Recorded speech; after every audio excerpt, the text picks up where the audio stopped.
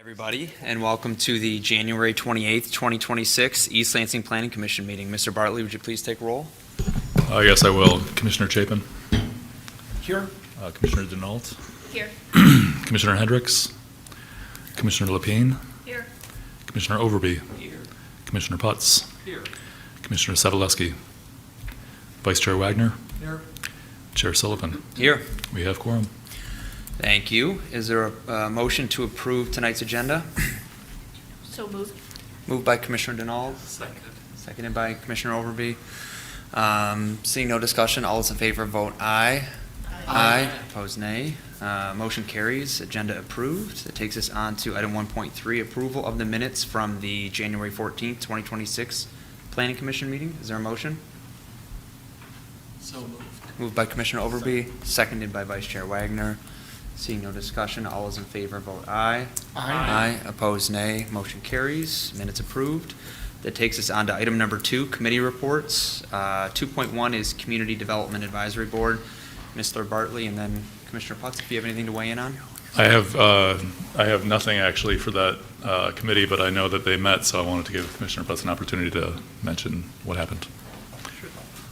Yeah, so we've met twice since our last meeting here, the CBDG Commission. First one was a Q&A meeting with the applicants just to go over, a little bit more detail about what they're applying for, what they're going to use it for, et cetera. Very informative as a first-time member of the commission, so it was nice to kind of see the process. And then last Thursday, we made our, recommended draft budget.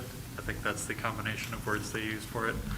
Basically, it's the budget that we are recommending for allocations of the block grant. We don't know the actual number that we're getting from HUD yet, but we are operating off of what our last year's budget was.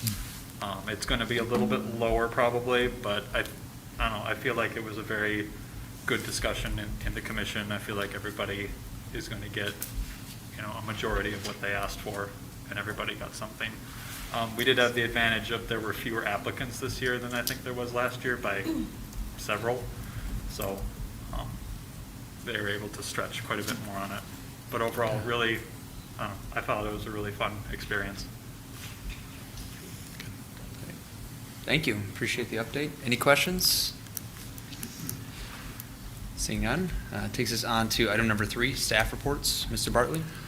I just wanted to mention a couple items. Number 1, at your next meeting on February 11th, you'll be seeing a conditional rezoning request from the Hagans for some properties on Grove Street, just north of Bircham. You saw a very similar request within the last year or so, a couple of years, for a conditional rezoning to have an apartment building.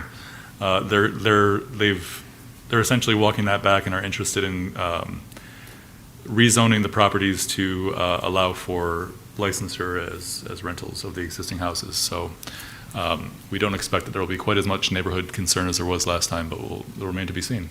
So we'll have your public hearing for that on February 11th, which is your next meeting. And I just want to also mention that the day after that, on the 12th, for our chair and vice chair, we have training at 5:30 p.m. It sounds like both of you could confirm with me that you can make that, so that's wonderful. And if anyone else is interested on the commission, please let me know. I can check with the clerk's office to see if there's any room, and we can add you in if you're interested, potentially. That's all I have. Great, thank you. Any questions? Seeing none, that takes us on to item number 4, commissioner announcements. This is also your time to disclose any conflicts of interest on items on the agenda. Is there any announcements or conflicts of interest disclosure? All right, seeing none, it takes us on to item number 5, communications from citizens. 5.1, written communications. There was one letter regarding item 7.1, as well as another letter regarding boats, sheds, and party tables. I didn't see anything else, so I think that characterized everything. So up next is verbal from the audience. This is your time to come forward and address the Planning Commission on anything on or off tonight's agenda. We ask that you keep your comments to 5 minutes if possible. identify yourself on a card up there, and as there's no public hearings tonight, this is your opportunity to come and address the Planning Commission. Okay, seeing none, is there anybody online in the queue? There's no one in the queue. Okay, that takes us, as we have no public hearings, that takes us on to unfinished business. Up first is item 7.1, a request from Cody Dietrich on behalf of TDP Acquisitions LLC for approval of a special use permit for a new building with height exceeding 8 stories at 530 Albert Avenue. Mr. Bartley? I'll give this one to Ms. Wright. Ms. Wrighton? You originally saw this project for its public hearing on December 17th. At that time, the application and plan submission had a number of deficiencies, many of which have been addressed by the applicant. I'll briefly go through some of the items that remain, but again, most of it has already been addressed. Just for a reminder, it's a 13-story building consisting of 1, 2, and 3-bedroom multifamily units with a ground floor coffee shop and 2 levels of interior parking. It's 236 units with 505 residential beds. The project includes bike parking of 268 with a minimum of 206, so they exceed that. They've added 2 EV level 2 chargers to the garage.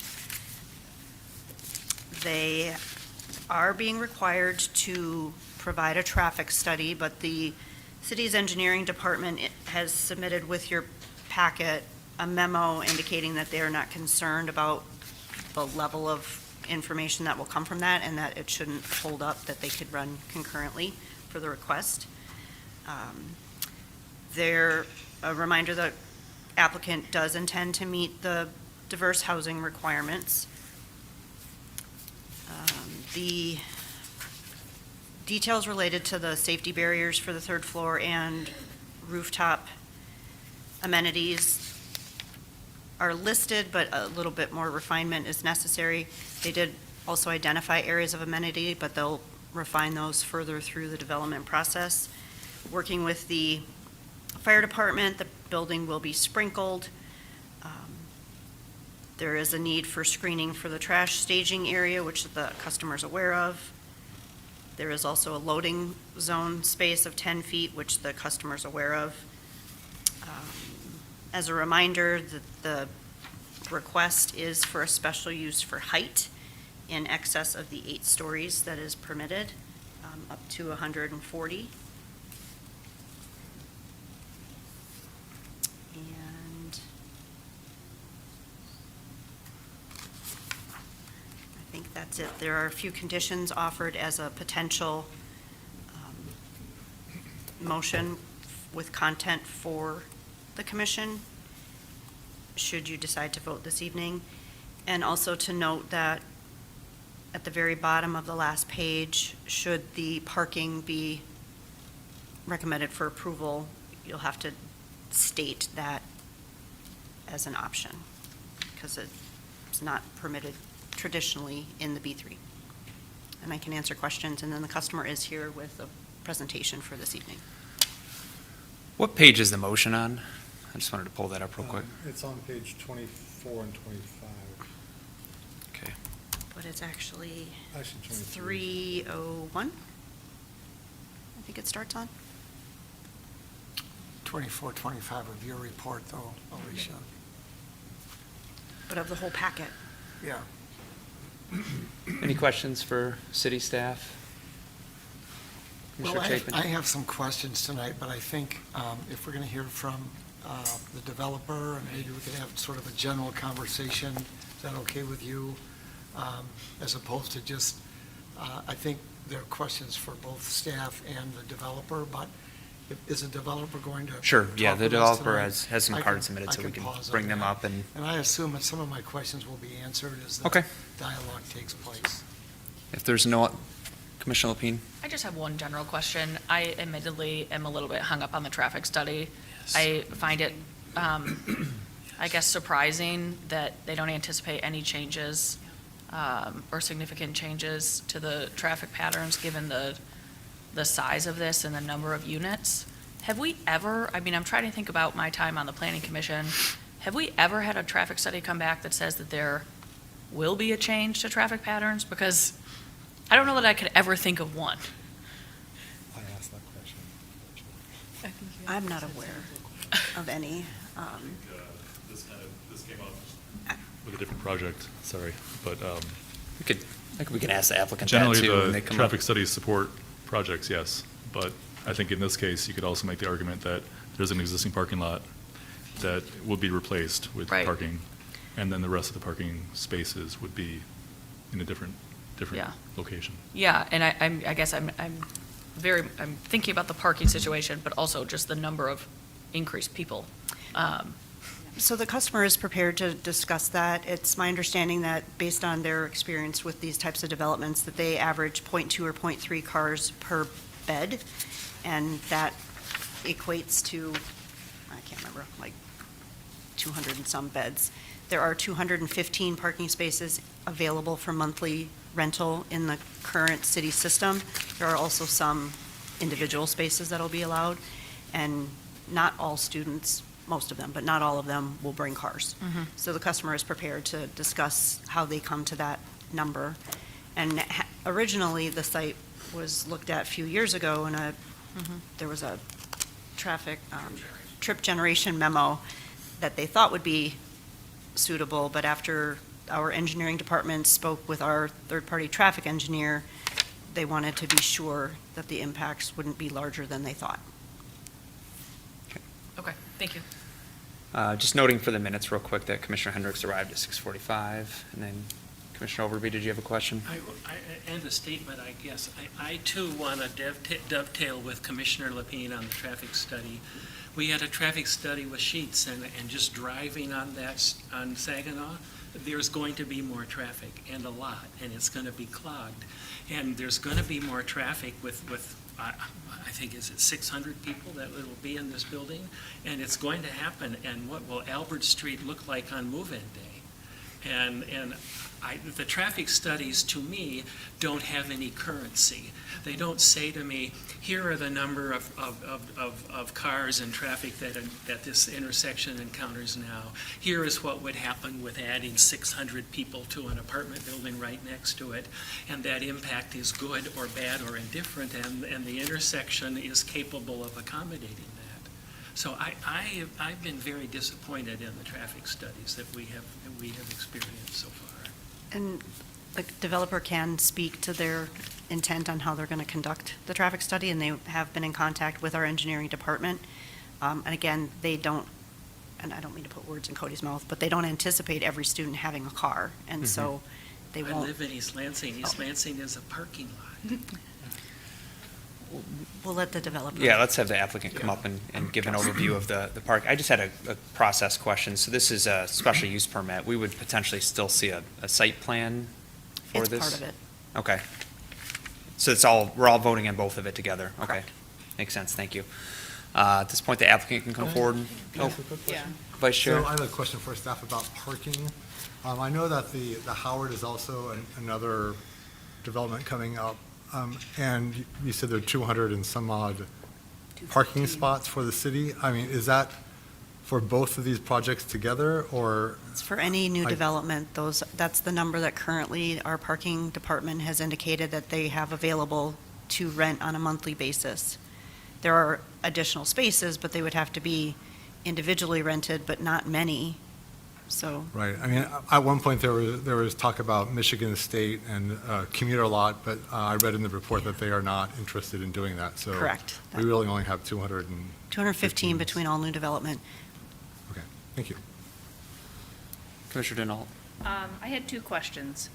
The first one was, the packet states that the 83 commercial spaces that are anticipated to be included on levels 2 and 3 are for commercial leasing only, right? It specifically says parking is not for residents. And I guess my question is how, and maybe this is a question for the applicant, but how is that going to be enforced, right? How do we know that someone's parking there to go to the peanut barrel, right, for example, and not just parking there and then going up to their apartment? And then my second question was, on the diverse housing requirement item, where are we at on the payment in lieu of taxes and other things that we can do to fulfill that diverse housing requirement? Has council acted on that yet, or? Okay, so that's for not the- even a thing Yeah, yet. so the parking first, the Yeah. first two levels, they're taking away a surface lot of 86 spaces and Right. proposing 83 for commercial, and it's going to be sorted with the city to administer it. So there are Right. certain items that will need to be addressed for that. They'll have to answer how they intend to control Oh, okay. that. And as far as the potential for a change for the diverse housing, fee in lieu, there isn't one. There Yeah. isn't an ordinance, there isn't a But I can speak to that. draft, and Landon can. Just because we talked about it today, we tentatively expect to bring something to council on February 17th. But I don't think it's going to be I'm not quite sure what form that's going to be in right now. Okay, But the intent is to have a fee and lieu program and to have the ability for someone to transfer credits in from outside of the diverse housing area downtown right. right now. So that's what we'll be bringing in some form. I'm just not quite sure how fleshed out it will be at that time. Okay. But that's what we're planning on.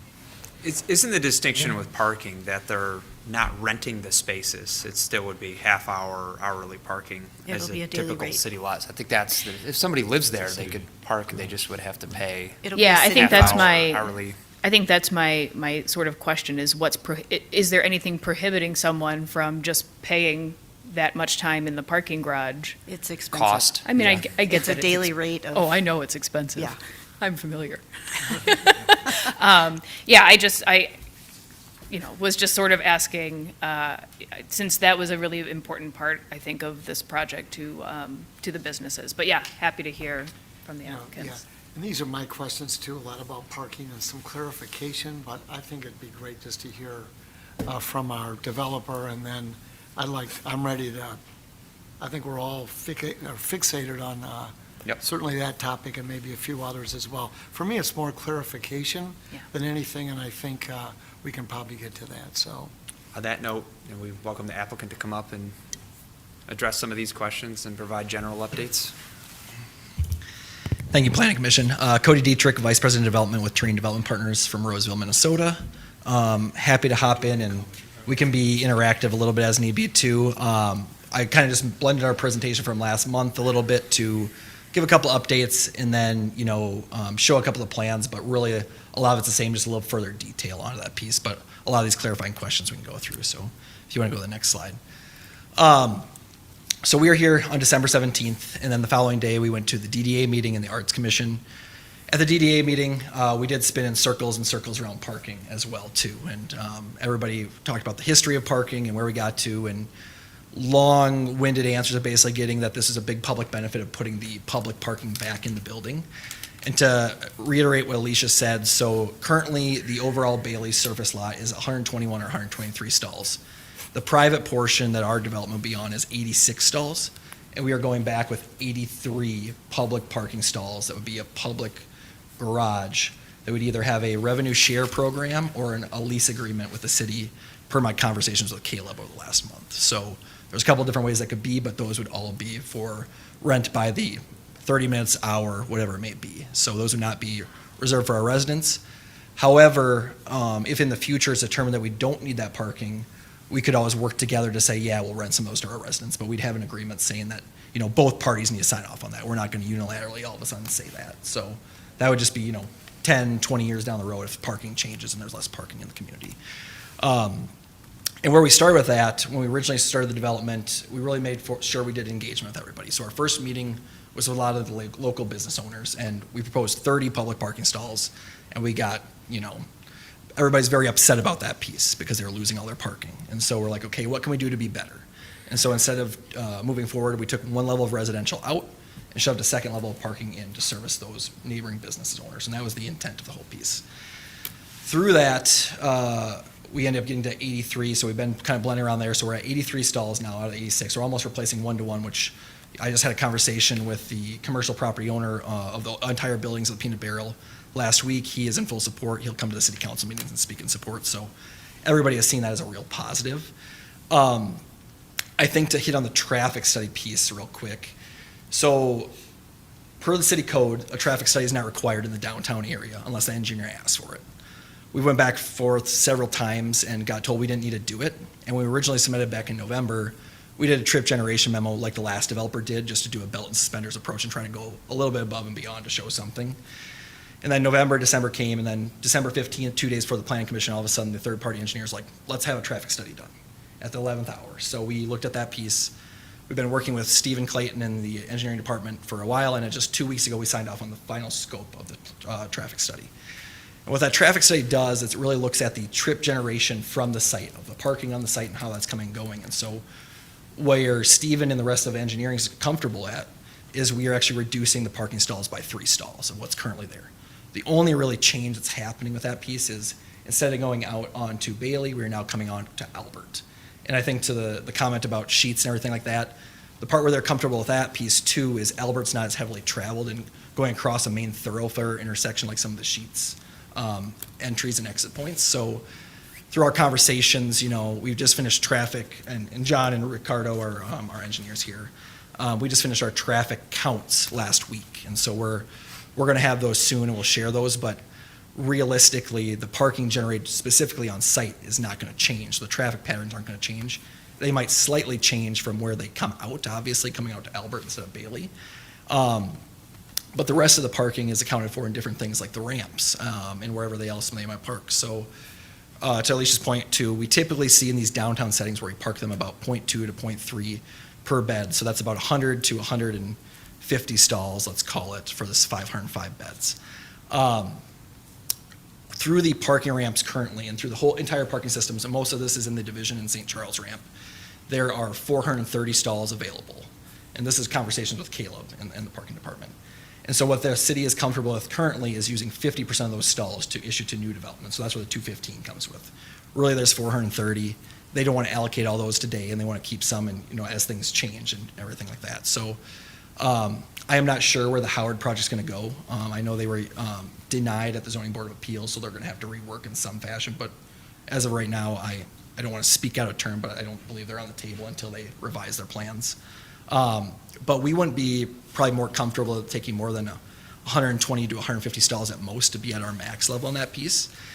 And so what we see is a lot of these students have the opportunity to either park there.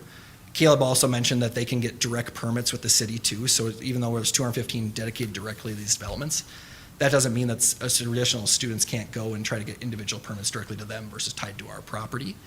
To the commuter lot piece, Caleb also iterated that those conversations is the university's not interested in signing a general agreement with the city and creating a whole program. However, they still allow for anybody who lives off campus as students to park there. So anybody living downtown technically still qualifies off campus to park at the commuter lot and then can take the bus through as need be. Another point with that piece is freshmen are actually not allowed to even have cars on campus. It's actually prohibited unless you get a waiver to do that. So they are generally trained from their first year here to not have a car. So I know we talk about a lot of students, will have cars and things like that, but part of the point we had talked about at the DDA is, if you're a student, your job is to go to class, to study. If you're an athlete, to go to practices, to go to your games and, enjoy this life. But at the same time, we have Target with grocery store, we have restaurants, we have bars. So everything they need is downtown. So why do you need a car other than to just go drive around? There are some people who will have jobs that may be outside of downtown, so there are some of those people. So I think that can be covered in that 0.2 to 0.3 that we can get in the neighboring Division ramp and St. Charles ramp. But so we look at that, and then we have our 260 bike stalls for people to go around campus. We have the bus locations. And then for people, if they're coming and going during, the holidays, whatever it may be, we have the bus to DTW, we have the Amtrak station, we have the airport. So anybody who's not regional has those options, or if they're regional, maybe their parents come pick them up. And talking to a few of our different property management partners today, just confirming on some of these things, what they've seen actually is a lot of parents don't want to pay the additional cost for parking, because all of a sudden they're paying for their kids' parking costs, the car maintenance, the insurance, the gas. It's all just coming downhill on that piece. And so you can be easily talking another $6,000, $7,000 by the time you have the car payment and everything a year. So a lot of parents see the need to just not need it, especially in a downtown setting like we have here in East Lansing. So all those things kind of culminate to, show that, I know a lot of people have cars, but I don't think it's as much as that piece. There's 52,000 students at MSU, and I can't imagine more than half of them have cars. And the other part of that too is there's a lot of international students, and they typically don't have cars because they don't have ties to go anywhere. They're focused on their studies. But so that's where this whole traffic study stuff comes to. You know, we tried to work ahead of it, and then, you know, we kind of got that at the 11th hour, but we'd like to really still proceed while that's going on. And we don't see it as a major impediment to have that done. And so that's part of it. We've been talking with a lot of different departments, Fire Marshal Holt, going through all the fire pieces. We went back and found a water test done in 2023 that supports the infrastructure for water in the area, so there's no concerns there. We've been working with engineering very handily. We've been working with Alicia and Landon for last month to really refine our plans. We had our floor plans into the unit plans to make that in a better spot. And we've just been continuing engagement, talking to some different people. I just last week got this study from a couple MSU professors, and just to talk about the housing shortage here too. 38% of the 1,000 students they surveyed out of the 52,000 have housing insecurity, that they can't find housing, pay for housing, pay their bills, experience homelessness, and that's because there's such an extreme shortage, and we haven't seen that much development in the last 8 or 9 years. So that's a lot of just points that really push these things forward, and something to think through as we're doing this. And really, part of our special use permit at the same time too is tied to the parking. You know, we're trying to service the neighboring business community, and that's driven our height up as well, just to basically put in this parking where we're going to take a loss on it by the time we lease it back to the city. So it's putting that piece in as well. And then I think the last big thing we've been doing, we had the meeting with the Arts Commission when we were here last time, and they were very open to, you know, not being in a certain box, but opening up to a lot of people to be creative on the art side. So we issued an RFQ last week to over 100 artists to look at 5 locations of art and propose anything else. So we want to really be open to a lot of local artists, and that's expanded throughout Michigan, but really excited to see what they bring forward as part of our murals, or maybe they come up with a cool abstract metal piece that replaces a mural, whatever it may be. So really trying to create a very unique opportunity here that could really enhance and activate that alleyway. And then that's the gist of a lot of things, and happy to answer questions, but then I've just added a few more slides. I think one other thing too, after last time's meeting, Al Bay, who I know who is here, with Agusin, we had talked to him about stepping back the second floor closer to his building. So we did do that. We stepped that back about 6 feet so it's flush in the corner, just to add a little bit more openness as it gets closer there. So we wanted to make sure we did that piece. But otherwise, we've added additional notes to the floor plans. We've laid out how the coffee shop would be immersed into our lobby to show how that would look. We'd have security doors past that, but think of it like Poindexter's at the Graduate Hotel. So really want to make our building be part of community versus just another residential building that doesn't have any ties to the area. So I have all the floor plans and things like that. We don't need to necessarily look through them unless somebody wants to. They're kind of all the same, but again, our big piece has just been as much engagement as possible and trying to bring forward the best projects possible for you guys to see tonight. I just had a point of clarification before other questions. So you've, a handful of times there in that overview, mentioned students. Is that the exclusive market you're aiming for, or is there other people you're looking for? It'll be primarily students. I mean, there'll probably be some young professionals that maybe not have been here recently, but a lot of times it's hard to mix different, as people get older and things like that. You've seen that separation with the seniors on like the Newman Lofts versus Landmark. But then with that, the diverse housing requirement, how do you aim to accomplish that if you're? Yeah, that would probably be young professionals then that are postgraduate on that piece. That would be moderate income housing. Otherwise, we may look to do the payment in lieu. We're open to both, but the payment in lieu would generate more taxes for the city. And then we also do other housing types. I do affordable housing as well. So we're looking at a condo project at the Fabian Metzger land on 421 Abbott and 431 across from City Hall, and doing that piece that could maybe offset, that's currently outside the DDA, so that has some stipulations with that as well. Or we could look at that as affordable housing if that doesn't work. Or we're going to take the condos out and just see if there's interest here in the next week or so to see if that's a project that would be viable to even bring forward to you guys and City Council. But then, the affordable housing piece, if there's more dollars coming from like a payment in lieu, we can support those affordable housing, get more units by doing that. I will give the example, we are working on a project in Ann Arbor right now. It's a 343 unit fully affordable housing deal, 4% LIHTC deal through MISTA. And we are getting a pilot for $1 a unit. And even at that scale, we needed the pilot to make affordable housing work. So I just want to put that out there of just real world examples of how difficult and how costly it is to build that affordable housing in today's world. Any other questions? I have a few, but Sure, I do as well. Mr. I Chapin. mean, I think really the questions that are coming from the commission, I think seems to me that we're all in large part on the same page here. So I want to just kind of clarify parking. Let's just stay with that for a little bit. I appreciate not only the written information that Alicia compiled, the dialogue back and forth between you, Cody, and our city staff, fire, police, Alicia, planning department, engineering department, really good back and forth. I appreciated your attention to detail. Walk through the parking with me a little bit. So you're going to replace 86 spots with 83, Yes. and they're going to be underground parking, is that correct? No, they'll be at grade, so you'll drive in, and we have 30 stalls at grade where we have a couple, maybe Alicia, if you want to go forward to maybe the That's floor all right. plan at least. That's all right. Right there. Yeah, so we have 30 stalls at grade, and then we have a couple exit standpoints where people can just walk right out to the alley and walk across the Okay. commercial. And then another point too is we did add a secondary exit in revising our plans to make sure we have 1 in, 2 out. So it jumps out to, I think, several of us that that's not designed for occupants of the complex, of the apartment complex. And you talked about that, but I'd like to have you go just a little bit Yeah. slower. Explain that. I'm just graduated from Michigan State. I've got a teaching degree, and I'm going to teach in East Lansing Public Schools. And I'm probably going to need a car.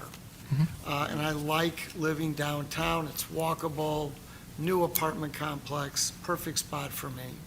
So explain where I'm going to park my car. I'm not sure I understand, because Yep. it's not available on site. And I think it's the 230, 250 spots that are available. I'm not sure I understand how that plays into this, because my cousin also wants to go down and shop at Target, and he wants a spot to park to get to Target. So I'm a little confused about that. If you could sort of Yeah. walk me through that, I would appreciate it. Yeah, so the parking structure within this building would either be a gated arm system where you drive up like you do in the Division or the St. Charles ramp and pull a ticket and pay for by hour. There could be a factor where we do a license plate reader instead too, where you punch in through an app and come to park there, and you're charged by a half an hour, whatever those timeframes end up being. And if you are a resident of the building, you would then walk the half block to the Division Street ramp to park your car, and then come back and forth from there, and/or the St. Charles, a block and a half. Okay, so what's that going to cost me to park? I'm a first-year teacher. I wish we paid our first-year teachers more, but we don't. So how am I gonna pay for that? Yeah, it'd be through us, so we would directly buy the permits through the parking division. Okay? And So what would I pay? I think it's going to end up being around $100 to $125 for a stall. Per stall, For how long? per month. Per month? Per month, yes. So we're going to add $125 to my rent that I'm going to have for parking? Yep. Okay. Or you could go directly through the city parking for some and get that permit directly at that same rate. But roughly, that's going to be the answer to the question if I want to park my car there. I liked your little calculation, 0.3 times 500 occupants, so you think roughly we need to find a place for 150 cars. Is that correct? Did I do the math? Yeah, Correct? 120 to 150. And Okay. at that same time, too, I don't think we'd be comfortable, because it's an expense to us, too, if we buy the permits. We have to commit to those, at least for a year, probably some sort of long-term commitment. If I can't sell them, then I'm just on the hook for the bigger expense on my side, too, so. So let me go back. So if I'm gonna park in one of the, what did we say, 215? is it? 215. I didn't work that down. 215 is the number to park there, or in one of the 83 spots, it's gonna cost roughly $125. Correct. They would not park in the 83 spots, though. That would Okay. just be for They'd be transient off a people little coming off. to, Okay. go to the retail, the restaurants, Okay. et cetera. I love the walkability. I mean, you touched on it. You can go to the airport in Detroit and walk from the apartment complex and get to the airport. Target's down there, Campbell's is down there, you can get food, very walkable, so there's a lot to be said. I love the fact that you have a lot of bike racks, but I kind of picked up on the same thing that our chair picked up on. You talked a lot about students, and I was thinking as I was prepping for tonight that we were really talking about students and non-students. So, but your market appears to be mostly students. That's correct. And, Okay. you know, it depends on if the payment in lieu comes through, they might be 100% students, you know, it's, you know, mixing here. If it's the diverse housing, it's primarily going to be probably young professionals and Okay. things like that afterwards for And- that 60-ish units. And I want to clarify something about the commuter lots. I saw it in the input from Alicia, which was very well done. Thank you for that. And Landon, thank you for your support there as well. I saw the conversation with Michigan State, the commuter lot. So if I'm a student, and I think you answered this question, I just want to make sure we got it on record a second time. If I'm a student, I haven't quite graduated with that teaching degree. If I show my ID to the parking administrator on campus, I can still park out on Mount Hope. Is that correct? Bring a CATA bus in? That is correct, as long as you are not an on-campus All resident. right. So anybody living downtown, driving from half an hour, whatever it may All be, right. anybody not living on the actual campus can buy a commuter lot pass until they are sold out. And they currently have them available still. It's lot 83 Okay. down there, as you Okay. mentioned. All right, that's very good. So, but that $125 is, you know, I think I'm glad we flushed that out tonight. That was important for me to understand that. And Couple- I may just add back to that piece, and that's the part where, you know, a lot of these parents say they, you know, that added cost, just, do you really need a car there? Yeah, yeah, and it is very walkable, there's a lot to be said Mm-hmm. for it. So a couple other quick questions here, and then I'll let others chime in here. I love the input from the fire department. It appeared to me that there was a really good dialogue back and forth about some of the things that were concerning.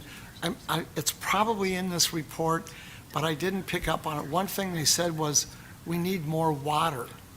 And I didn't see that we had addressed that specifically. Did we, Alicia?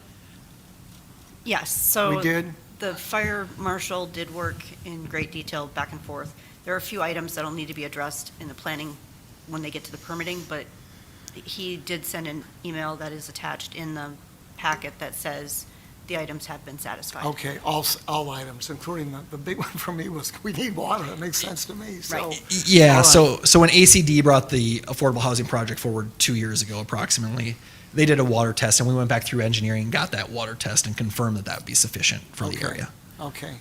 And I just want to make a pitch for the police department. The police department did acknowledge that will be more people downtown, and we're going to need some more staff. And this is a tough topic to talk about right now in a bigger political climate, but I do believe that a well-trained, smart, intelligent police force, police department is germane to a healthy community. And so I do think that we need to consider, I'm kind of making a pitch to the city council here, consider if we're going to have some added tax revenue here through this project, that we need to set aside some of that money to support a police department that is understaffed right now. And I just think that's important, and I think we need to read carefully the input from the police department. That's really not anything for you, Cody, necessarily. Just but- to add to that on the tax piece though too, so if we were to include the diverse housing in the building, we estimate that we need a pilot on those units. We'd estimate that the taxes are somewhere in the 1.3 to 1.4 million range.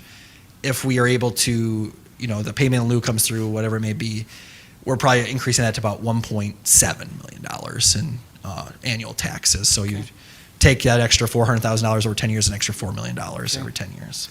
And I've taken too much time. I'll sit back. We can kick it here. back to you. Yep, I'll sit back. Commissioner Denault? Oh, yeah, thanks. So I had a couple of questions. One was rent. I'll have to find this in the 300-page packet. I know I made a note somewhere in here about the rents. Yep. But can you talk a little bit about how you arrived at the numbers that you did? If you feel like those numbers are sustainable over a long period of time? Yeah. The information about rents. No, happy to. So, just to re-jive that, so we probably see studios kind of in the mid, around $1,400-$1,500 or so. One bedrooms would be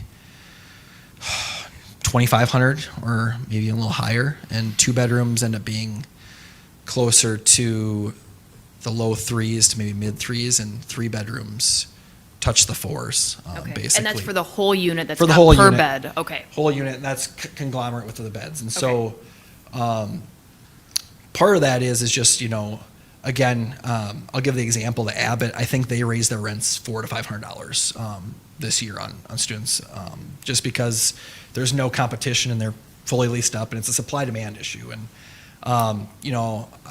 I'll give another example of Ann Arbor. Ann Arbor, talking to some of the student housing developers there, they've kind of seen their breaking point where, I think they're charging $3,000 for a 400 square foot studio on some units, and they have really seen, pushback on that piece, but they have 9,000 beds in the pipeline that are going to be delivered between next year and the next 2 years after that. So they're seeing that supply help, curb that demand, or the demand being met with the supply to help bring those prices back in. Michigan State's the same size university, but hasn't had any product delivered since 2018-19. And so that just keeps exasperating further and further and further. And so really the way to tackle this is with more supply to help with that demand. And had a couple of follow-up comments according to, talking about the engagement. I was able to talk with Parker Fisher, the head of the Housing Commission. I know he was here last month talking. And, they're seeing that at some of these projects or apartment buildings a mile and a half away from campuses, all of a sudden rent increases are going up $150, $200 on seniors and just, the average renter, not students, because students are moving further away from the campus because they have to. And part of this housing study, too, that was done by the professors, the number one issue for people is price. 82% of the 1,017 respondents noted price is the biggest issue. The next was safety, and then proximity to campus. And the issue is some of these people are getting pushed farther from campus, which also causes more, logistic issues and things like that to get to the school. So it's kind of a life cycle housing thing. The more we can do this, it opens up more rent available units for seniors a mile, 2 miles away, for other people who are, just average professionals. Go. I was just going to chime in that I have to say, I did not see it in the packet. Did you say that a one-bedroom would be $2,500? Yes. Okay. I know, I'm like, I- oh boy, I paid $1,000 for a two-bedroom in I've lived in Chicago. East Lansing my entire life. I've lived in a lot of apartments here. $2,500 for a one-bedroom is really high. My sister-in-law lives in downtown Georgetown for less than $2,500 in DC. So I think we need to think very seriously about whether this is offering affordable housing in downtown East Lansing. Those are steep prices. Yeah, I think the follow-up comment, thank you so much for backing me up with other apartment data from other cities. I think your comment about prices at apartment complexes that are farther afield from campus increasing because there's more demand for those units, to me, it does not make sense that offering more expensive units downtown would decrease the pressure on those farther away units, because if people, I don't know that it's that there's no housing downtown. I think part of the problem is there's no affordable housing downtown. I know when I moved from Chicago to here, I couldn't find an apartment that was affordable in East Lansing, and so I lived in Lansing, which was fine. But I think I agree with Commissioner Lapine that the rents, which I know you have probably come to in order to make the project financially sustainable for you, I don't know that the market might support that. I would be surprised. Mr. Chair. Yeah, it's part of, where construction costs have gone, but then, Michigan State, or this student housing market is one of the tightest in the country. It's top 5 of the, 99% leased, and so there's nowhere to go, so the prices just keep rising, and that's just, we actually wouldn't even be top of market probably on that piece. And so what happens is the more supply that comes in, the older product starts to reduce their prices to be more competitive as well too. So it's a trickle-down effect as the life cycle housing. It's similar, when you talk about single-family homes, the idea is for people, empty nesters to eventually move to another housing type to open up those homes to be starter homes for families. But they're getting price out of those pieces too, but the life cycle housing still has to occur to push it further down the hill. And so there's a lot of studies out there for, Class A market rate apartments. And typical, market rate apartments are cheaper than that piece, than a student-geared project. But what happens is you see a lot of people move from, Class B up to Class A apartments, which are brand-new luxury apartments, and Class C moves to Class B. And so it allows people to step up to the next level in the life cycle, and then opens up more affordable housing downstream. And I know it's kind of hard to see that piece, but that's the typical economics if you read a lot of these market reports. Yeah. Mr. Bartley, did you want to chime in Yeah, on just that? have a quick point. It's completely okay to ask about rents for the purposes of interest to understand the project, but it can't be part of your decision-making. There is a affordable housing requirement as part of the diverse housing requirement, and that's essentially the applicant has to meet that diverse housing requirement in some form, in some form in some way. So beyond that, you can certainly ask about it, you can certainly discuss it, you can think about it, but it can't make a difference to your decision-making. It was not, but I am interested. appreciate that. Thank you, Thank you. Mr. Bartley. I actually I'm so happy that you brought up payment in lieu, because that was my next question. You really set me up there, and I'll spike the ball now. I don't play volleyball. How much does the project depend on payment in lieu? Or do you have other options to make the project happen if payment in lieu doesn't move forward? To meet any diverse housing, we either need to mitigate off-site, Yeah. have the payment in lieu, I guess there's two payment in lieus. Payment in lieu to buy out of providing on-site, or a pilot for payment in lieu of taxes. Something has to give, because, it's not financially feasible to put those units out at those lower AMIs, lower rents, and justify all the construction costs and things like that. So it has to be some sort of offset to make that work. So you would, I'm just getting clarification, you would have to wait to commit to building this project until city council acts on the ordinance that's in front of them? Yes, or we could do a pilot. We could submit a pilot application for a payment in lieu of taxes Okay, right now. yeah. So we're looking to, hopefully we get through the approvals and we work through it together. And then as we're negotiating out the development agreement, come back and confirm what the diverse housing is going to be in that part, whether it's payment in lieu outside of, doing a pilot, or mitigating off-site in some instance. Okay. Any other questions? Vice Chair? I think I missed that, so I'm going to take Dave's note here, and can you explain that again? So if there is no payment in lieu, would you be willing to build diverse housing? And we've had some issues with developers in the past. Would you be willing to build diverse housing before the other project? Yes, we'd be open to putting that building, but again, we need that pilot for that to put it in the building.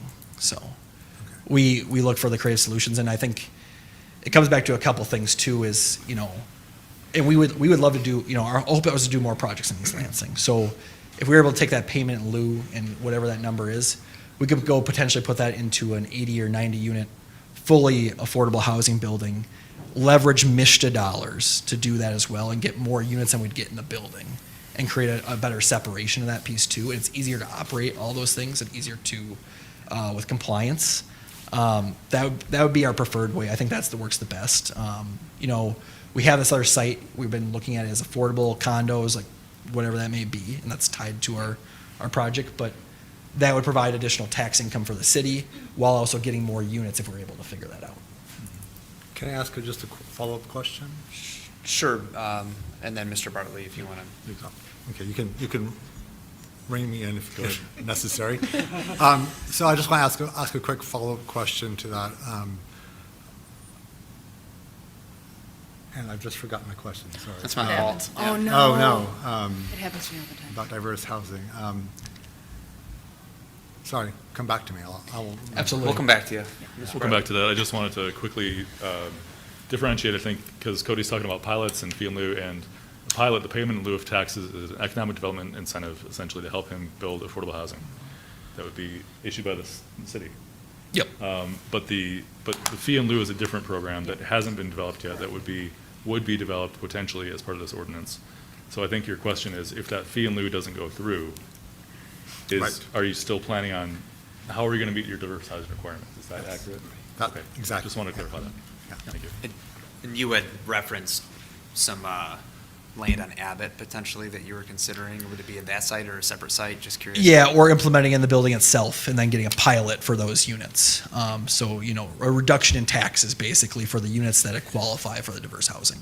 In the existing footprint that you're proposing? of the Yes. buil- Okay. Yes. I do remember my question now. Right, sure. So, you talked about MISTA and getting money, and I understand, like, it's expensive to build low to moderate income housing. I see your project is going to start, if approved, in the summer of 2026, and hopefully take 2 years to be finished. If payment in lieu does not develop, how quickly can you build something that's low income or moderate income? I mean, I think it takes a long time to get a MISTA approval and all those sorts of things. Yeah, so there's a couple pieces to the MISTA program, and again, we're doing one in Ann Arbor right now. So there's 9% low-income housing tax credits and 4% low-income housing tax credits. And I don't want to get too far in the weeds on this piece, but typically 9% low-income housing tax credit deals are much more competitive, and they're limited to typically there's sub 100 unit deals, or mostly your 40 to 80 unit deals. I know the PK project has been trying for years for 9%, and it's super competitive, and it's very hard to get.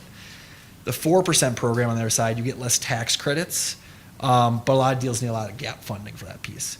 But if we're able then to shift some of those payment in lieu dollars from payment fee in lieu dollars, I should call it, to that piece to fill that gap, if you have a deal that doesn't require gap funding on the 4% side, you can walk right through. So in Ann Arbor, there's a few different nuances to it, but I had to submit an application for the end of the year because some HUD rule came out and basically on October 1, right before they shut the government down.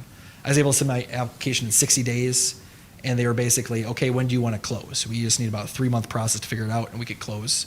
We need to wait for entitlements is going to be the issue, but if we had those, we could close, here in March, April on the project. So the 4% opens more deep doors on that piece, then it's just right sizing to make sure you can do that.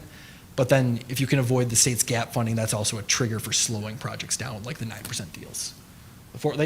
MISTA's goal is to push projects through as fast as possible, so that's where they're really excited about our 300-unit deal in Ann Arbor, because it's the kind of scales we can avoid all that extra red tape, basically, and push it through faster. So, we'd be interested in, a site, whether it's our site or talking about other sites to build affordable housing overall in downtown. And, I don't know if the Howard comes back, but if they did a fee in lieu as well, we'd have a lot of gap dollars to go build a 150-unit straight-up affordable deal through MISTA. And that'd likely pencil out just fine if we had the gap funding for both those projects. With just ours, it's probably an 80 or 90-unit project, but, we can look at that. Maybe there's some other people, county or something comes with some dollars on that piece too. That's right. And Cody can correct me if I'm wrong, but the application before you includes an 80% AMI on site as part of this particular structure to meet that diverse housing. The potential for a fee in lieu may alter that plan. Yes. Plan.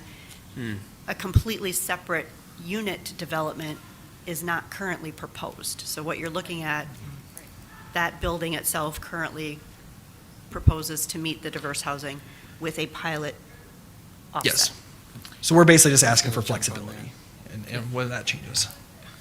Okay. Yep. All Commissioner right. Chapin. Yeah, I was going to ask about that 80% AMI. I had to look up AMI, but I now understand what that means. First of all, how'd you get to 80%? Is that common industry standard? Yeah, so there's several different ones. Okay. So when you're doing a low-income housing tax credit deal, it's commonly at 60% AMIs. Okay. But moderate income is defined as typically 80% AMIs. And, you could go higher, but, it's Okay. debatable. All right. So you've got 236 units. If we do contain this within the unit or the apartment complex we're talking about right now, how many of those 236 units would be at the 80% AMI level? and it would be a little sparser or a little less square footage, or just kind of talk that through? Yeah, so when you do like a low-income housing tax credit project and you mix market rate and low-income housing tax credits, you can't differentiate between the units. They all have to be generally equal as a standard. You know, if somebody has a crazy penthouse, like that's a different story. But we would generally have the same finish levels and everything along those lines in that piece. And the requirement's 25%, so it'd be 61 units or 59. I forget exactly what it is, but approximately 60 units. 59, I think it is. I'm sorry, 60 units out of that 236? Yeah. That's the formula for that? 25% of 236. I think it's Oh, okay. 59, All right, so. I got you. Yeah. Okay. Yeah. All right. So without the additional facility or units that you're talking about off-site, that's what that would look like. And I would have to submit an application to show you my income in order to access that reduced rate. Is that how it works? Yes, yep. Okay. We do income verification. All right, so that first year, I'm looking out for that first-year teacher. All right, okay. All right, that answers my question, thank you. Thank you. And Commissioner Lapine? this might be a question for staff, but how is that enforced? Or no students. There's state regulations, and they have specific criteria in the application to meet. Yeah, Commissioner Hendricks, did you?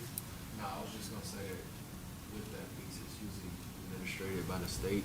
They have to, it's a full-out process they have every year that they gotta meet. If they don't meet it, it's consequences to that, so. Annual verification. Okay, good, thanks. Okay, thank you. Commissioner Denault? So just clarification, I guess, for staff, what we're voting on today is the special use permit for exceeding the 8-story allowance in downtown. So the extra 5 stories is what we're voting on, plus the parking. Correct. Yep. Excellent. Well, and the site plan is In part of that. conjunction with the site plan? Yeah. And so I guess my question is the additional height then, I understand that you had to add a floor of parking, so the additional 4 stories then of height that you're requesting, is that essentially to make the project feasible in part because of your need to meet the diverse housing requirement? The diverse housing and then adding the structured parking that we're probably going to take a loss on by the time we lease it back to the city, or revenue share, whatever it may be. But the other 4, so I'm sort of ignoring the parking for now. So like, the other 4 stories that you're requesting are essentially more units that make the project for you feasible, financially feasible. That is correct, yes.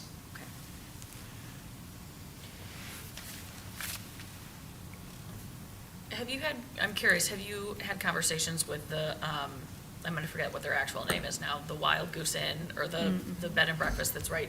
Yeah, he's right that's- here. Yep. Oh, hello, sorry. Alan and Paul are in attendance, and they've been at a couple of our meetings with a lot of the neighboring business owners, and then we've had a couple of sit-down meetings with them directly as well, too. And so it is impactful to their property as well, too, you know, being a taller building next to a 2-story home that's used as a bed and breakfast. And so what we've tried to do is we created a 5-foot buffer at the first 2 levels, and then I stepped that back to 10 feet instead of building to the lot line to get more space. And then we talked about different ways to pull that section of the front side of the building back, which on Albert, which we pulled back a little further from our last conversation. And then we're putting, we had vines down the side of that piece, so anybody looking out the windows has some, you know, a little bit more, you know, aesthetically pleasing just over the brick, just to add more features to that piece. And so trying to massage it the best we can to be a good neighbor on that piece. And I'm assuming, is there reserved parking for the guests of the inn? Not currently, no. Where would they park with this new development? They- So like with your development, where would they park now if you were to frequent the inn? They could pay to park overnight in our lot and everything like that, but there's not specifically reserved stalls. And there currently isn't reserved stalls, Okay, is my understanding. got it, thank you. My understanding, maybe that's wrong, but, okay. Okay. Any other questions? I have a couple. I was going to jump in. Vice Chair? Go ahead. Okay. You've said you built in Ann Arbor, and I'm assuming a lot of other dense urban areas. What typically is the expectation for parking there? How many people that are in the building want a spot? And you might have cited that at the beginning of your presentation, but what's the ratio there? Yeah, for more student geared properties, we see 0.2 to 0.3. Previously, I worked for a different developer where I was primarily doing 0.2, 0.3? per bed. Okay, So that's 100.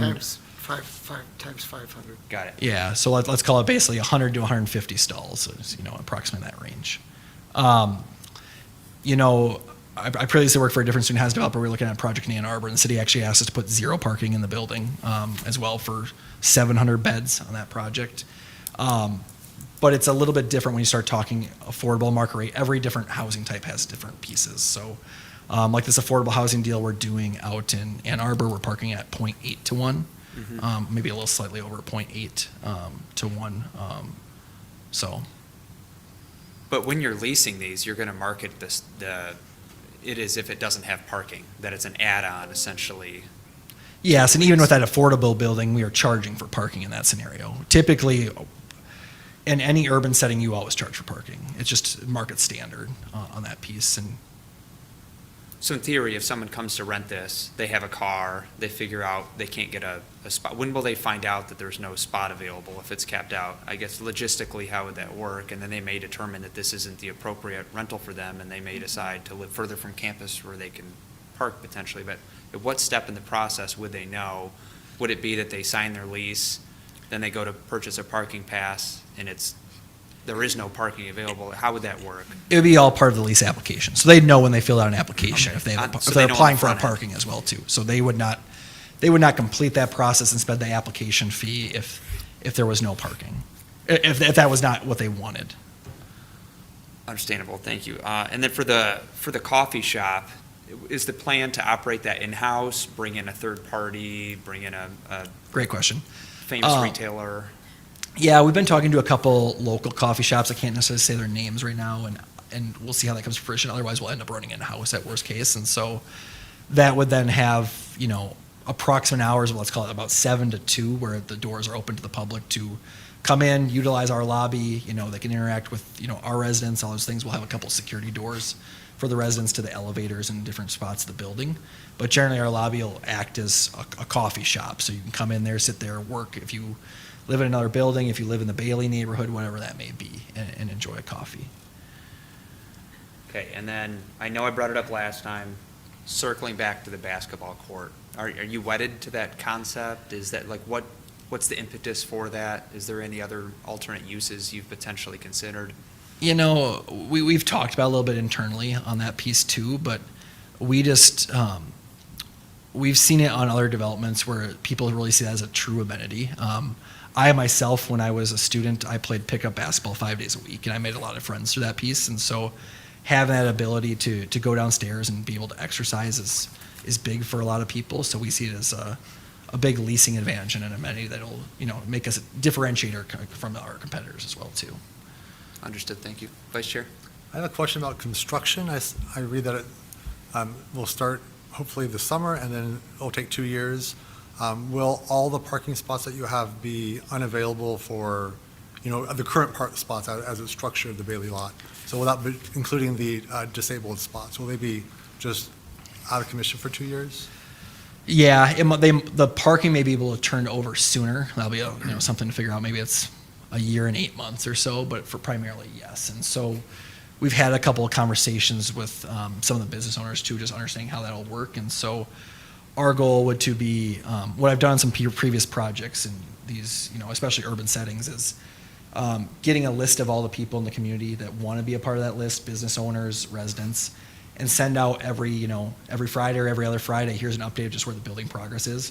You have my contact information, you have our project manager on the construction side.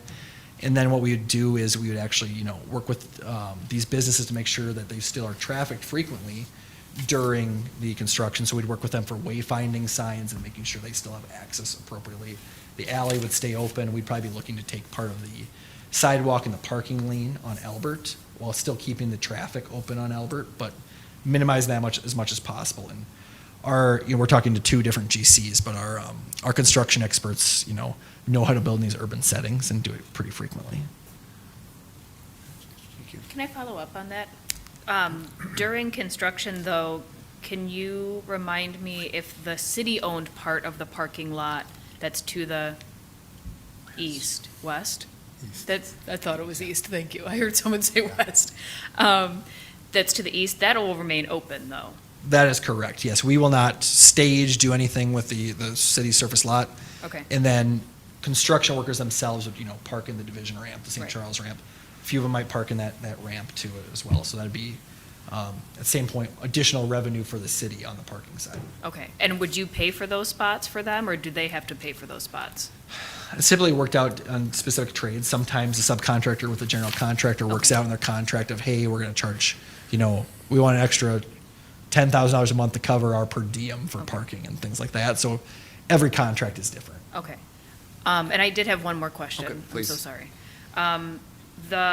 One of the things that is pretty prominent in your proposal is the sort of arts alleyway, the pedestrian alleyway, it already exists. And I think what you're proposing is just to try to activate it a little bit more and make it more attractive. I guess and you mentioned festoon lights and a handful of other things. I guess my question is, who's responsible for the maintenance of those items, right? Is that y'all, or is that the city? Yeah, so any of the art would be on our property primarily. Right. Part of our conversation with the Arts Commission is we have one spot for a piece or a sculpture, Yeah. kind of that little triangle to the Yeah, top yeah. right next to the basketball court. We have a little inlet there. The Arts Commission is looking to put, they have dollars to spend to put new art out. They could potentially put on our site. Right. And then we'd work out an easement agreement for them to continue ownership, but they have the opportunity to put on our site. But any additional murals or any other art pieces would be our responsibility on our building. And the festoon lighting, we'd likely hook up to our power source and be responsible for that. And then we have talked to the commercial property owner across the alley, and they'd have no problem signing an agreement to allow us to basically put clips into their building to string those back and forth. So, yes. Excellent.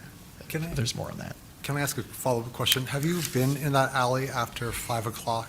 A lot. So it's just a parking lot for Uber Eats cars, right? Like, Yep. it's really not an alley for pedestrians to enjoy Yeah. festoon lighting. And, that's the idea, is to make it, more pedestrian friendly, and, ideally it's for deliveries, and that's hard to really enforce from any side on that piece. One other thing I did want to note too is, we talked to Caleb about this, and this is, right now there's 2 spots on Albert. We would actually extend that to 6 spots on Albert to provide additional parking for the city. And it'd be city metered, city would own it all and everything like that. We just, when we were redoing the curb and doing it all, we'd align for that and plan for that piece. And his thought, and part of the city has this, is, basically your first 15 minutes are free and then you can extend from there. Some parts of the city are not 15 minutes free, but this area of the city typically has that. So that could be for an Uber driver, for a delivery to our building, or, neighboring buildings and things like that too. It just opens up more spaces for people to quick in and out. One more follow-up question, I'm so sorry. The loading zone is also in the alleyway, correct?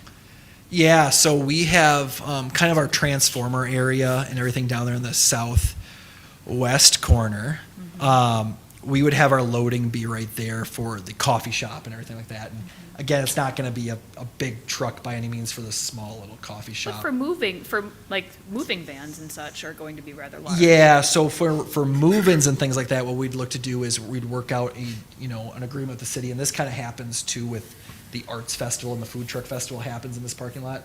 We basically say, here are a couple of days, where we want, this to be reserved for us to use for move-ins and everything like that, so people could park in the garage itself, or maybe it's probably not the whole garage, but so many stalls kind of side off for those move-in days inside the garage.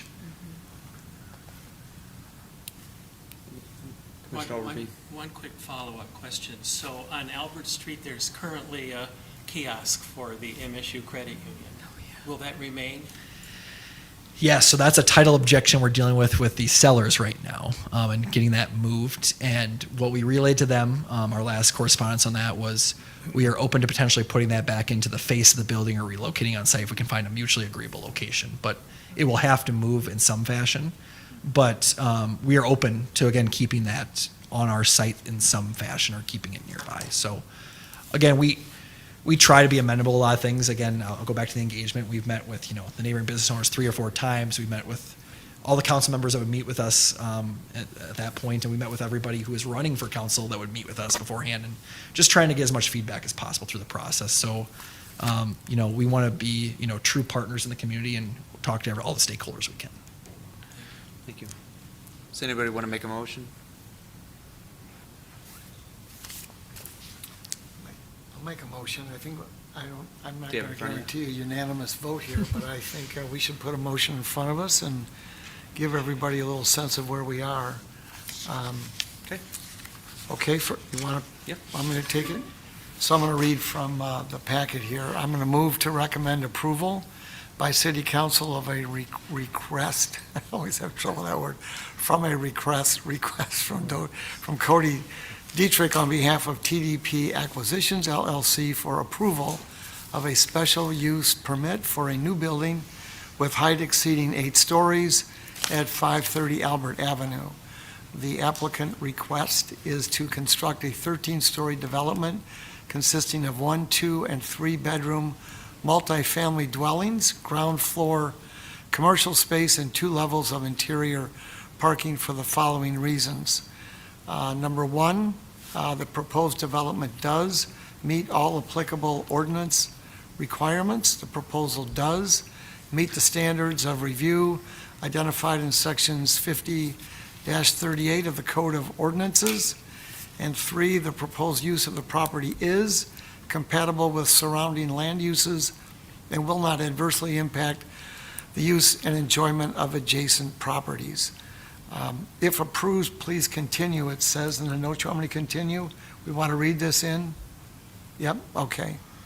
So if approved, approval is in accordance with the plans provided by the applicant and per testimony, subject to revisions as required. All required permits shall be obtained from the Department of Planning, Building, and Development for all interior renovations as well as for exterior signs. The staging area for the trash shall be screened. Rooftop mechanical units shall be screened. Number 5 of 11, a minimum of 1 10-foot wide loading, unloading space shall be provided. Number 6, the project shall be designed and developed in accordance with all applicable state and local statutes, codes, and regulations. 7, water and sanitary sewer extensions and connections shall be approved by the city engineer in accordance with all applicable state and local regulations. Number 8, the stormwater detention facility shall be designed to accommodate a 100-year storm. The required calculations and stormwater management plan shall be approved by the city engineer. Compliance with the city's post-construction stormwater management ordinance is required for all development and redevelopment of sites 1 acre or larger in size. Number 9, final grading, soil erosion control, paving, and utility plans for the site shall be approved by the city engineer in accordance with all applicable requirements. Number 10, site lighting shall be installed in accordance with the requirements of sections 50-155 of the city code. And number 11, finally, this approval shall take effect upon the filing of an executed memorandum of special use permit with the Ingham County Register of Deeds per section 50-96 of the city code. Oop, there's one more. Be it further resolved that the applicant has demonstrated that on-site parking is necessary, and the Planning Commission stipulates that up to 83 parking spaces shall be provided for the purposes for which those are intended and approved. Okay? Thank you. All right. Moved by Commissioner Chapin. Is there a second?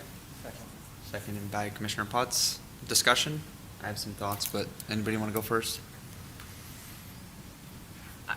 Commissioner Lapine? I always make the mistake of making a noise. You made a noise. I made a noise. I lost my spot in here too. I have serious concerns about the parking, the height, and how it will impact, the surrounding businesses. I also remain sort of confused, maybe concerned about whether this really is going to meet the diverse housing requirements based on some of the verbiage used today. I think my biggest hangup, if I look at the proposed motion, my biggest hangup is part 3, that the property, I don't believe is compatible with the surrounding land uses and will not adversely impact the use and enjoyment of adjacent properties. I also was pulling up our previous housing study, if we can call it that we had done in 2021, which is a long time ago now, but one of the main findings from that is that we needed affordable single-family housing, not more apartments, and to me, this is just more apartments.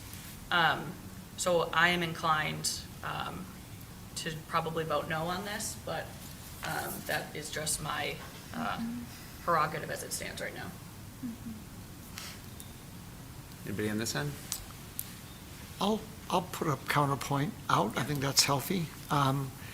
So I'm still fairly new to the Planning Commission, a little over 2 years, and we've heard from those in the neighborhood, those in the city common, I guess I might say, I'm not sure if that's a right word, but the residential areas, the elementary school areas, if you will, Bailey, Marble, Glen Cairn, White Hills, Donnelly's Meridian Township. But anyway, the neighborhoods that we consider traditional, and the pushback from the neighbors for rental houses, rental opportunities.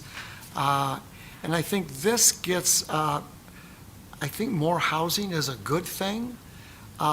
This is rental. It positions rental close to a walkable downtown, quickly developing area. And so as I've thought this through, I'm thinking about those that have been at the podium and talked to us about rental.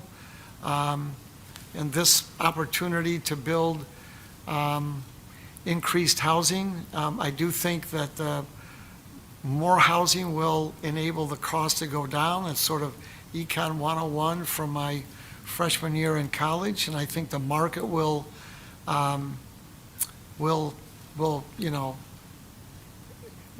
dictate what the final cost of these apartments will be. So I'm inclined to vote yes. I think it's a healthy investment in our vibrant community and our vibrant downtown. And so I would issue that counterpoint. Mr. Bartlett? Just to, as far as the parking goes, essentially the code prohibits new parking in downtown, and the applicant's proposing 83. So the planning commission, if you choose to approve tonight, can either approve with 83 spaces or not approve those 83 spaces. You couldn't require more, I should say. Just wanted to point that out. It's right. strictly prohibited to provide parking. Yeah. I thought we had that in our motion. Didn't we? It's in there, Yeah, allowing them for extra, yeah, but that's the only way they I can see. have We're parking. basically making an I see. exception for them I see. to have Okay, parking. that's what I thought, okay. Yeah. Any other comments? Yeah, I think I feel the comments, I think, from both of my fellow commissioners. I think I'm also really conflicted and troubled about the way that the building is going to change the feel of downtown. So I think in that way, I agree with Commissioner Lapine that it's, fundamentally going to change how those businesses and how that area of downtown feels. But I also agree that we really do need more housing. And I think there's a lot of gaps and sort of missing information still in this packet, but I also feel like, judging by the applicant's, I think, a willingness to adjust and be flexible, especially with that diverse housing requirement. I think the willingness to meet that however they can is really heartening to me, and makes me feel maybe a little bit more comfortable in voting yes on this project. But I'm still troubled. All right, I'm going to chime in. All right. And then please comment on my comments. So this comes right on the heels of us updating the comprehensive master plan. That's always been the guiding light to me. There was a tremendous amount of feedback that went into that, and the response was that we need housing, and we overwhelmingly need housing downtown. And a lot of folks just want a denser downtown core. I think the parking is a bit of an enigma that's going to take a culture shift and a different way of rethinking how that works. I just anticipate people that don't have a parking spot not renting here. It's an add-on to their lease. It's a way to potentially make leases cheaper. I lived my sophomore year in a 4-bedroom apartment. We had one parking spot. It was right across the street on Division and Albert there. I think it's going to cater to people that potentially don't want a car or are willing to pay more to be able to park a car somewhere else off-site. I think the last time this came through, the concern was overwhelmingly the preservation of the surface parking lot to benefit the neighborhood that's there and the businesses that are there. There was dozens of people that showed up to essentially protest that application, and I do give kudos to this developer for going before the neighborhood, going before the Wild Goose Inn, and trying to assuage as many of those concerns as they can, to the point that this is the second hearing and we've had nobody show up and oppose this proposal, which for the density it's bringing and sort of the change it's bringing downtown, I think is pretty remarkable. I think they've done a good job of addressing concerns with the city staff. I am receptive to the supply and demand argument. I realize these are new units and they're going to be expensive, and they have math they need to figure out to make their numbers work. I wish it was cheaper. I do appreciate that they're bringing the diversified housing and potentially bringing income qualified housing to this site. I do hope that the city holds them accountable and holds them to that standard as a part of this deal. I love that they're preserving Chuck's ATM. That's a big deal for me. That simplifies my life. Yeah. You know, the traffic study, those are all, I'm not a traffic engineer. I'm not a data analyst, just a gov affairs guy. Those are interesting to me.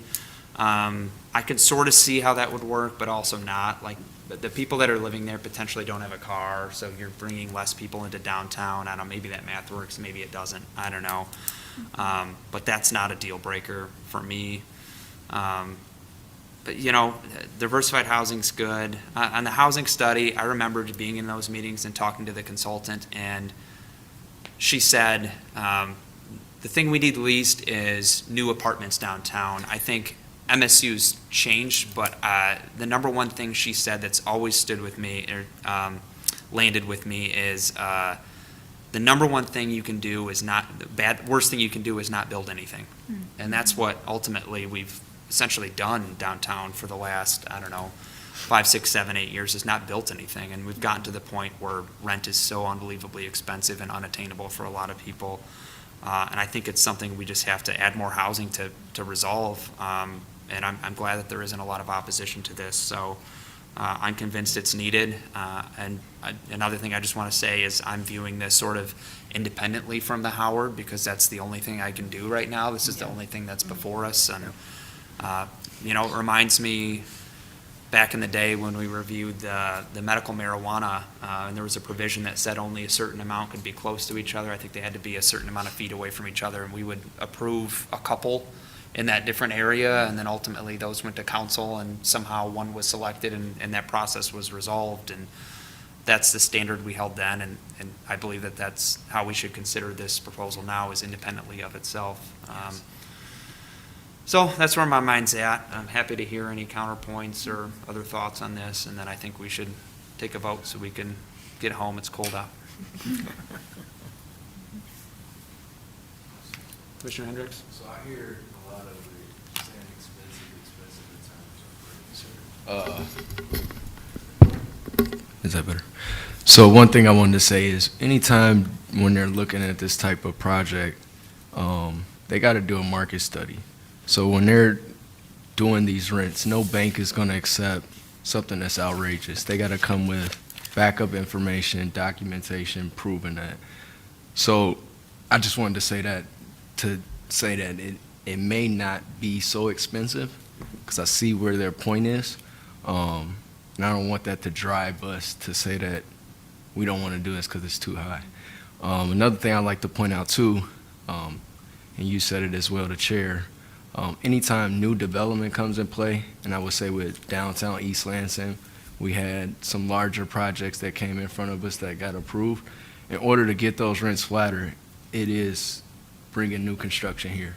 Anytime that new construction comes in play, they then have to back up and reflect back and look at their rents, other developers. So I just wanted to give my 2 cents with that, just because I know I do it every day. So It's good context. Thank you. All right. Any other comments? Are we ready to vote? Could we get a roll call vote, Mr. Bartley? Thank you. We have a motion made by Chapin and seconded by Putz to approve with several conditions. Commissioner Chapin, how do you vote? Yes? Commissioner Denault? Yes. Commissioner Hendricks? yes. Commissioner Lapine? No. Commissioner Overby? Yes. Commissioner Putz? Yes. Vice Chair Wagner? No. Chair Sullivan? Yes. The ayes have it. Thank you. That concludes this item. This is now on to City Council for a to-be-determined meeting. Okay. Appreciate the conversation. Thanks for working our way through that one. That takes us on to new business. Item 8.1, consideration of proposed ordinance 1556, an amendment to section 50-147 to require the finished side of a fence to face away from the property. And we do have one item of unfinished, though, which is to I'm sorry, I consider missed a that one. date change. Back to item 7.2, change the date of the scheduled October 28th meeting to accommodate early voting. Thank you. And I hadn't added an AAR, so it totally makes sense why you wouldn't have seen that one. Yeah. But I think I mentioned at the last meeting, early voting is going to be in this room on October 28th, and the clerk's office and Parks and Rec Department have asked us if we can reschedule. They're available on October 21st for the same room, same time, which is a week prior. I'm wondering if the commission would be amenable to rescheduling that meeting to that date. And if you are, it would just take it would take a motion, but a very simple motion of, I move to reschedule the October 28th meeting to October 21st. I move to reschedule the October 28th meeting to October 21st. Thank you. Moved by Commissioner Lapine, seconded by Commissioner, who was it? Overby? I didn't see. Putz. Putz, all right, seconded by Putz. Okay. Any discussion? Yes, I have a counterpoint. Uh-oh. No, just kidding. You want October 20th? A little levity. You want Halloween? I am in full support of that. Okay, just noting it is a meeting back-to-back weeks, but I think we can make it work, so. All right, all those in favor say aye. Aye. Opposed, nay? No. No? Yeah. Okay. I'm gonna be out of town, but. She's gonna be out of town, so we have one no vote, so, but the ayes have it, motion carries. All right, now into new business. Yeah. So, Commissioner Landon, Overby? just Yes. as a correction, and correct me, but I was loading these these meeting dates on my calendar, and there's one on here for July 23rd, and the Wednesday of that week is the 22nd. Is this a mistake, or is this, Oh, or is this actually the date of the meeting? our intent was all Wednesdays, so that would be a mistake. Okay. And we'll correct that. It would be the Wednesday of Right. that week, so July 22nd. Yeah, July We'll make that 22nd. change, and I guess I'll ask everyone to check your calendar to make sure July 22nd will work, and we'll reconsider next meeting if we need to. Okay, thank you. Thank you. All right, now on to, unless there's any other calendar-related items to discuss, takes us on to 8.1, consideration of proposed ordinance 1556, an amendment to section 50-147 to require the finished side of a fence to face away from the property. Mr. Bartley or Ms. Wrighton? Yep. So this item came before you last time, and for a public hearing, there was no comment. This originated from the Historic District Commission, and essentially they would propose to require the finished side of a fence to face out when there is a finished side for all properties across the city, if approved. We also staff added a section to say you can finish both sides if you'd like to. Are there any questions? I don't know if I need to. There's discuss no more, update since the last There's meeting, no update correct? since That's the the last only meeting. question I had. Any questions? Is there, oh, Mr. Yes, Putz? sir. So, Landon, completely hypothetical question for you. If we were in a world where we had a form-based code, Yes. would this still be an ordinance, or would this be a part of a form-based code? Like this requirement, in your mind? I'm not asking you to make like an official decision. Sure. Just in your mind. I would see, I mean, a form-based code is essentially just saying that you're going to design your building based on what the street looks like. And it's essentially it's interaction with a street, with a public space. So I would say that the fence probably would be along the same lines as saying, what's the interaction to the public space? We'd want the finished side facing that, but it wouldn't be considered. I guess I would just see this as sort of a separate requirement like you'd see in most normal ordinances, So non-form-based. The form-based code would be more the guidelines, and the ordinance would be the enforcement, something like that? Or- Yeah, I mean, the form base is really just saying, what's the form of the building is more Yep. important than the use. Yep. So I would say that this, in most codes, you're gonna have the form-based code for your buildings, and then you'll have a Okay. a scattering of other rules that would be general provisions. I would see this as one of those. Okay. So, does that make Thank you sense? for hearing me. Yeah. Sure. Thank you. Okay, is there a motion? I motion to recommend approval by City Council of Ordinance 1556, an amendment to Section 5147 of the zoning ordinance to require the finished side of a fence to face away from the property. Second. Okay, motion by Vice Chair Wagner, seconded by Commissioner Denault. Discussion, I have some strong thoughts about this. Does anybody want to go first? I don't really have anything like super poignant on this. Like I guess the question that just comes to mind is, what are we really trying to fix here? Because like, I understand having the pretty side of the fence out is a nice and desirable thing. I'm just like,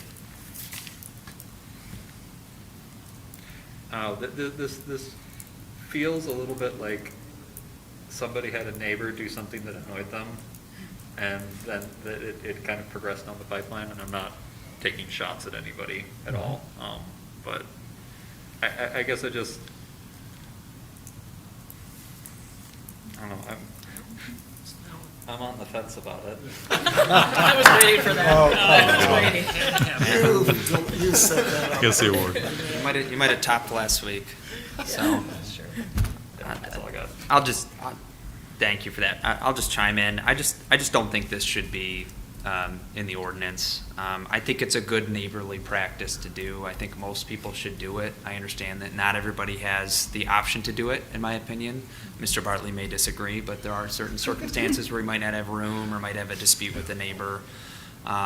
I do, however, think that the city should update their fence one-pager, which is really a two-pager, I think, so maybe we should rename it too, but just to add a little part in there as a QA to say that it's a recommended practice to put the finished side of the fence facing outward. I think that's a good solution to this.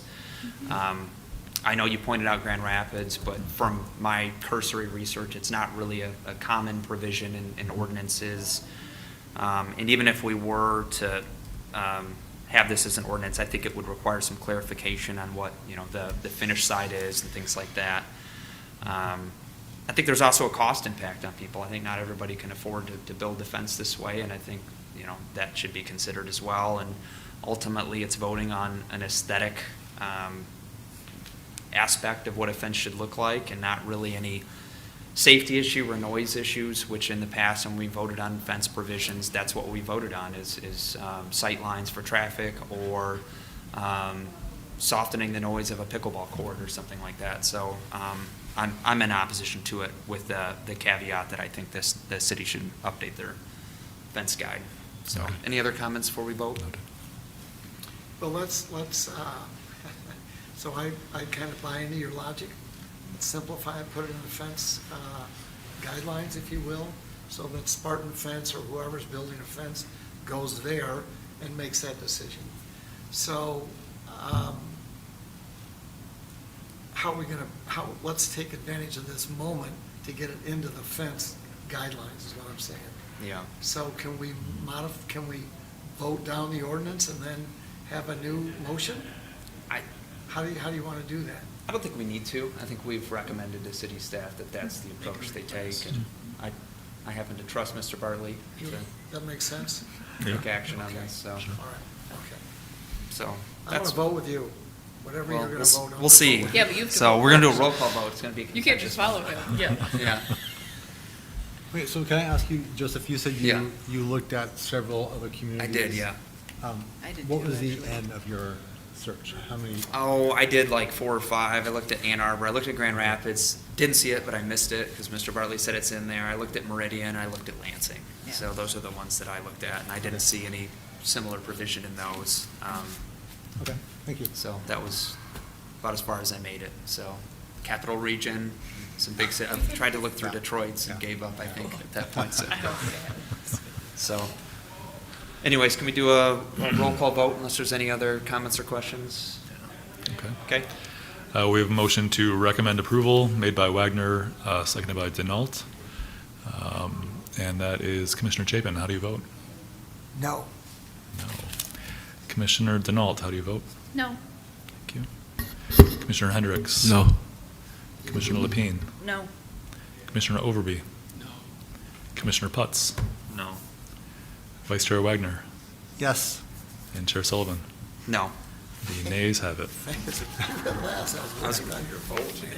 Before you voted yes, I was going to say nobody's on the fence, so, but He's still on the fence. you took my opportunity away. See, I think having some split votes is a healthy thing, I really do. Yeah. So, I second that. So I believe this item is still on to city council, correct? Correct. With the recommendation not to approve? Yes. Okay. Well, that's where we'll end that one.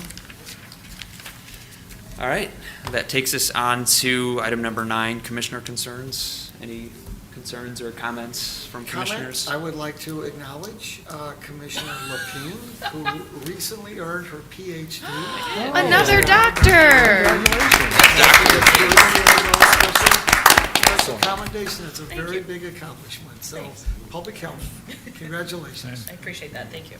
Congratulations. It's an honor to sit next to you. You're very kind. Now we just need one more person to get a PhD, and the doctors will outnumber everyone. Yeah. Let's All right. All right. Seeing no other comments, appreciate that. Let's make a motion to adjourn. So moved. Moved by Commissioner Putz, Second. seconded by Commissioner Dr. Lapine. Very strange. All those in favor vote aye. Aye. Opposed, nay. Ayes have Nay. it. We are, Just kidding. oh, well, motion I so was in carried. the minority all night anyways, so. We are adjourned at 8:13 PM.